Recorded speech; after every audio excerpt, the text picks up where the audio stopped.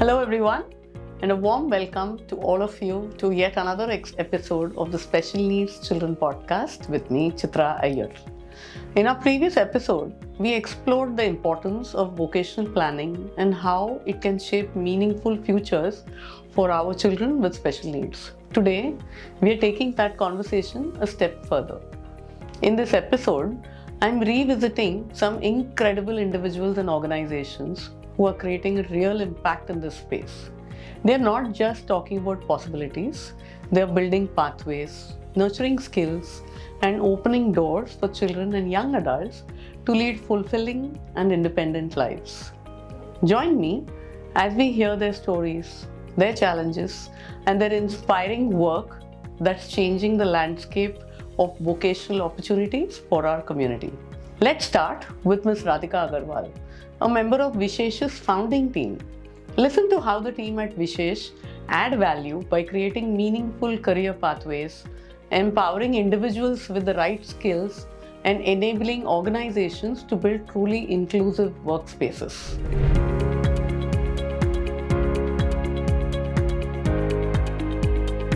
As time moved, we started moving into the space of disability. Our first endeavor was with deaf persons. We started getting jobs for them and then gradually expanded our scope to working with persons with physical disabilities. Over the last 8 to 9 years, we started working with neurodivergent candidates. And currently, we are also working with people who are blind, persons with mental health issues, and also, rare conditions like multiple sclerosis, Sjogren's syndrome, etc.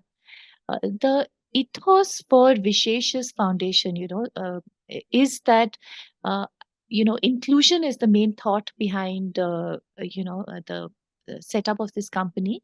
I think the founders and all of us today would like to create a level playing field for the marginalized. So access to employment is a very, very good way. It's a good litmus test for inclusion because, once a person starts earning, it helps them to become confident. It helps the family to start trusting them.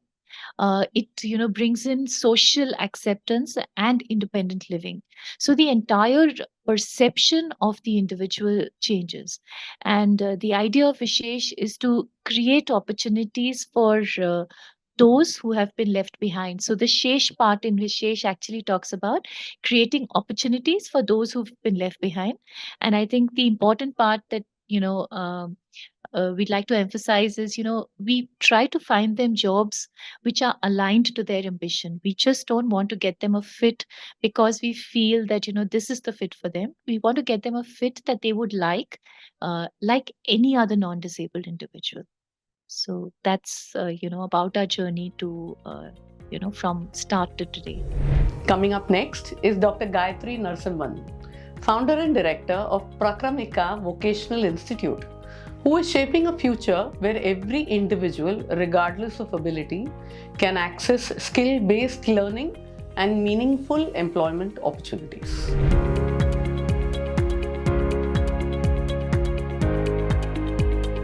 I do a lot of vocation, and even in vocation, I had many challenges. Again, if I see just the vocation is not enough. Okay, I do my candle making, I do my soap making, or I do block printing. So just that is not enough. So now what? Can that alone help the child to lead a independent life? Okay, my child knows to do a block printing. Is that enough? What about the communication? What about the safety aspect? What about the functionality? So how do you record your computer skills? There are so many things that are there. So again, when it comes to the vocation, you need a complete set. So we formed that curriculum in under vocation. Even in my work also, I was thinking there was a gap between inclusion and vocation. The inclusion is academic people. Vocation is the non-academic side. But there was a segment of people who are caught in between, segment of students. You can't call them totally academic because they are not able to compete with the regular your post-graduation, doctorate or chartered accountant or engineer. They are not able to compete over there. At the same time, you cannot call them totally non-academic, and they are not in that way because they have finished their 12th grade. So now what for them? So that is when we thought, why don't we explore the skill-based education? So we explored the corporate side where all our children can fit in. So we had a list of those areas, and slowly we started developing a curriculum for that. The first was the front office management, which we did for Club Bengistan with just 14 students, and surprisingly many of them got job in that. So that was actually a pat on my back. I said, yeah, we are going in the right direction. So from one course, we developed five to 1 year program. And now we have 4 2-year programs. We have 30 courses developed in that. Next is an insightful conversation with Beverly Lewis, founder of Mann, Center for Individuals with Special Needs, and co-founder of Karman. From creating handcrafted quilted products to fostering independence, the team at Mann are showcasing the impact of neurodiversity and inclusive opportunities for young adults with disabilities.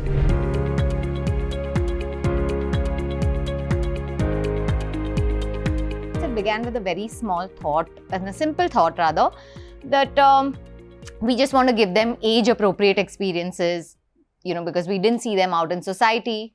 We felt, that they also had the same needs like we did as young adults. They wanted to go shopping, go to movies, but why did we not see them out in society as often? So we said, okay, let's first start with providing them that exposure.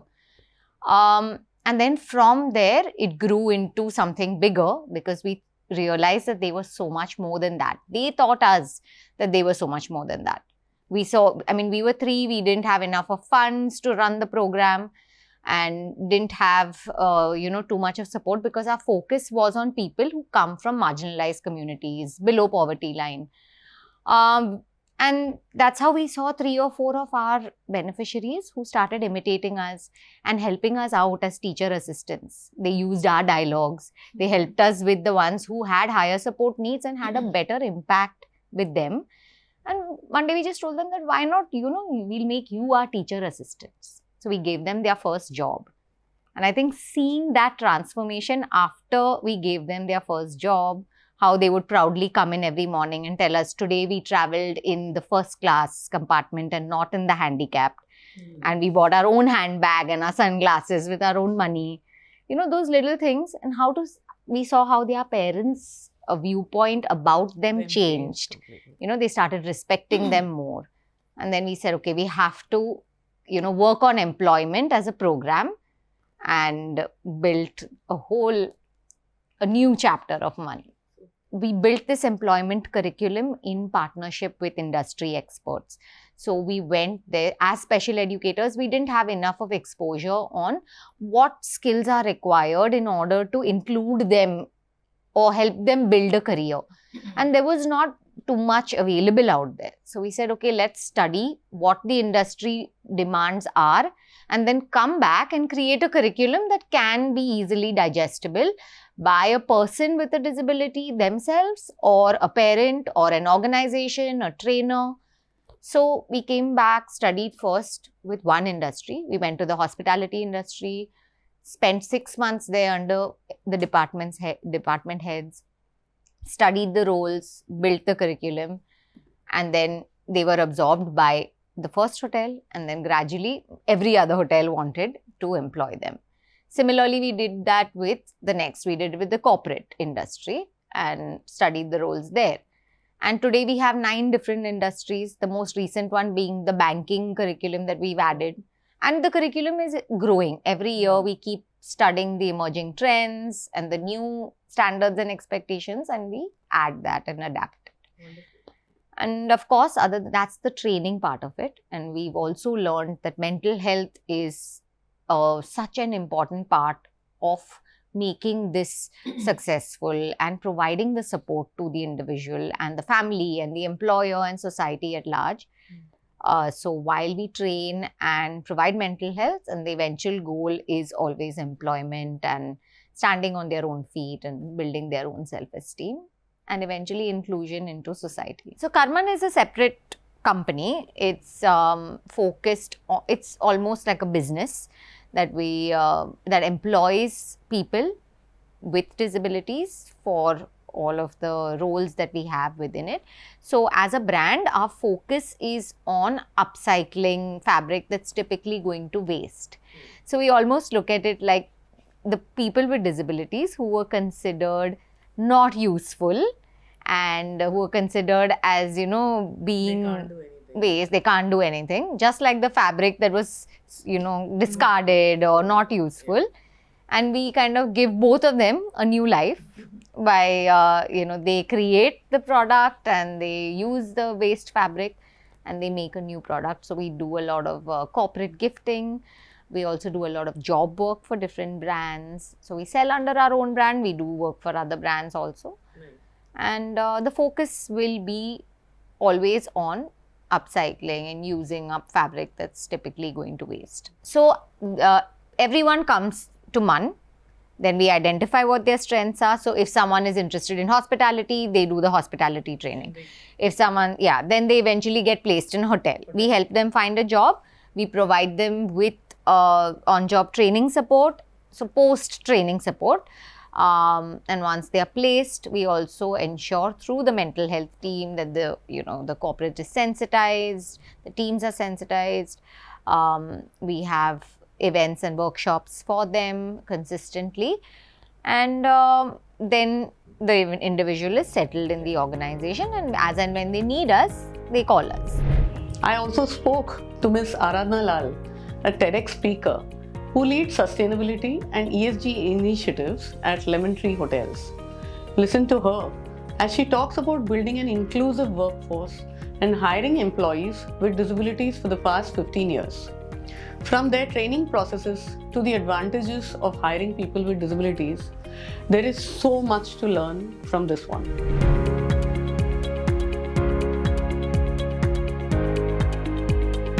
Firstly, we've been doing this work since 2007 overall. The work we started with autism was 2013 or 14, but that's a different matter. What we found is that to be ranked amongst the top 10 or even the top 20 of great place to work, it's a matter of many initiatives and many practices in the area of human resources, in the area of people, which includes the inclusion and diversity work naturally.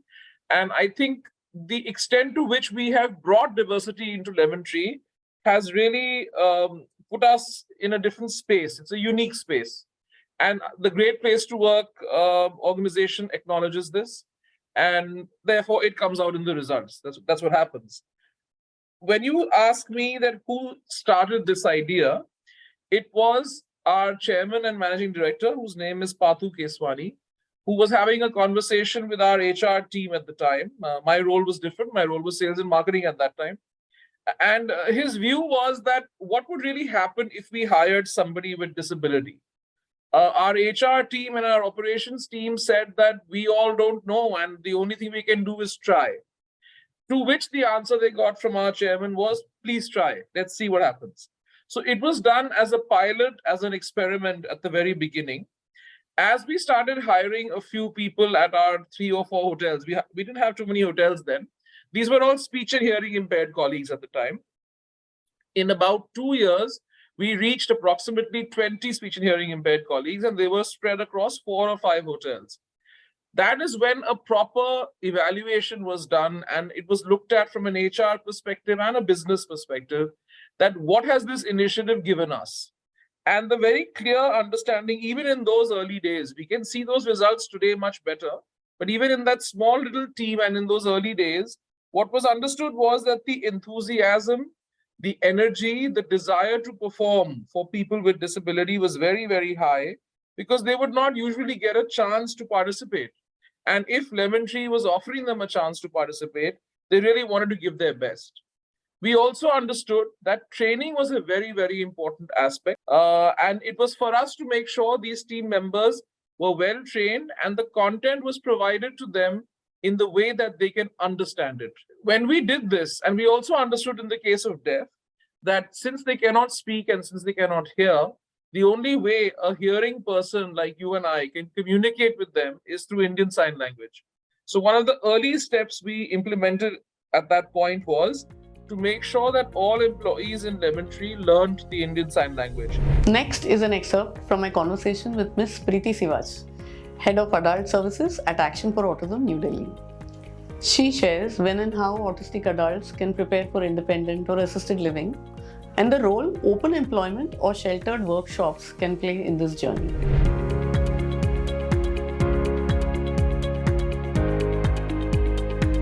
Adults के लिए भी different types of programs हैं जिसमें हम लोग काम करते हैं. इसमें भी बहुत रेंज है. जैसे अगर मैं बोलूँ, एक हमारा शेल्टर वर्क प्लेस है जहाँ पर वो इंडिविजुअल्स वर्क करते हैं जिनको शायद बहुत सपोर्ट की जरूरत है, और ऐसा सपोर्ट जो शायद ओपन एनवायरनमेंट में कहीं नहीं मिलेगा, पर they are able to work in a supported environment, और इसीलिए वो शेल्टर वर्क प्लेस में काम कर रहे हैं. तो वहाँ पर हमारे अराउंड 35-40 इंडिविजुअल्स हैं जो वर्क करते हैं. 2 सेंटर्स इन डिफरेंट लोकेशंस, उनमें काम करते हैं.